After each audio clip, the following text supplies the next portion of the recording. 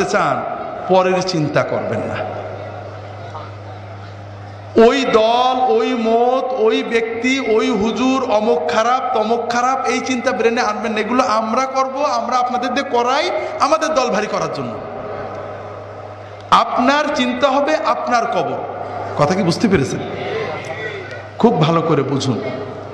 আমার জীবনে আল্লাহ তাআলা অনেক নিয়ামত দিয়েছেন, অনেক। এই নিয়ামতের কোনো শুকরিয়া করতে পারিনি। এমনকি আল্লাহর যে ফরজ নামাজ, এটাও মন দিয়ে পড়তে পারি না।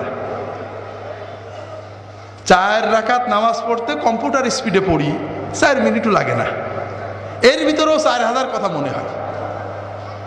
আল্লাহ যদি কিয়ামতের দিন বলেন যে তোমার এত নিয়ামত দিছিলাম, 5 মিনিট আমার দিক মন দিয়ে নামাজটা পড়তে পারলেন না, আমি তোমার নামাজ কবুল করলাম না, তুমি দোজখে যাও, আমার কিছু বলার থাকবে? এমন কোন আমল কি আমাদের আছে যে বলতে পারবো আল্লাহ তুমি এটা নিতেই হবে? আমার দাড়ি, আমার টুপি, আমার নামাজ, আমার রোজা, আমার হজ, আমার যাকাত, আমরা কি কনফার্ম যেটা আল্লাহ কবুল করবেই? আমার না হলে আপনারা তো কনফার্ম নাকি? তো এই যদি আমাদের অবস্থা হয়, তাহলে কোন সাহসে আমরা অন্য মুসলমানের চিন্তা করি? ভাইরা, অন্য মুসলমানের চিন্তা করবেন না। যখন 5 জনে এক জায়গা হবে, নিজেদের কথা চিন্তা করবেন, পরের ভিতর আলোচনা না। ভাই কি অবস্থা? আরে ভাই বলো না, নামাজটা ঠিক করে পড়তাম, মন বসে না, দোয়া করো। ছেলে মেয়েগুলো ভালো করে পালন করতে পারছেন, দোয়া করো। নিজেদের ঈমান আমল নিয়ে চিন্তা করবেন, পরের না। ভাইরা, আমরা পরের আলোচনা কেন করি? কারণ কবরে গেলে সর্বপ্রথম মুনকার নাকির আমাদের প্রশ্ন করবে যে তোর প্রতিবেশী জামাত ইসলামের দাড়ি ছোট ছিল কা, তোর পড়শি তবলিগের লোকজন কেন বাইরে গেছিল, তোর প্রতিবেশী অমুক পীর সাহেব কেন খারাপ ছিল, ঠিক না? এই প্রশ্ন করবে। হাজরিন, নিজের কবরের চিন্তা করেন, নিজের হাসরের চিন্তা করেন।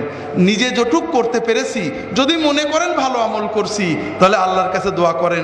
যদি দেখেন গুনাহ হয়ে গেছে, আল্লাহর কাছে দোয়া করেন, আল্লাহ আমার সামান্য আমল কবুল করো, গুনাহগুলো মাফ করো। আর তোমার নবীর উম্মত যত আছে, অমুক ভাই তমুক ভাই তমুক ভাই ভুলের ভিতরে আছে, আল্লাহ তাদেরকে হেদায়েত করে ভালো পথ দাও, তাদেরকেও মাফ করো। এইভাবে দোয়া করলে আমাদের লস আছে ভাই? লাভ আছে, অনেক লাভ আছে ভাই। তবে আমরা তো জানি আল্লাহর জান্নাতে জায়গা তো কম, ঠিক না? যদি ফুরফুরার মুরিদরা সব ঢুকে যায়, তাহলে তো আর তবলিগেরা চান্স পাবে না, ঠিক না? যদি জামাত ইসলামরা জান্নাতে যায়, চরমুনাইলে তো জায়গা হবে না, কম পড়ে যাবে, ঠিক না? হাজরিন, আল্লাহর জান্নাত অনেক বড়। ওয়াসারিউ ইলা মাগফিরাতিম মির রাব্বিকুম ওয়া জান্নাতিন আরদুহাস সামাওয়াতু ওয়াল আরদু উইদ্দাত লিল মুত্তাকিন। তোমরা দৌড়াও, দৌড়াতে থাকো, দ্রুত এগো সেই জান্নাতের প্রতি, যে জান্নাত আসমান জমিনের চেয়েও বড়, যে জান্নাতকে আল্লাহ তাআলা মুত্তাকিদের জন্য বানিয়ে রেখেছেন।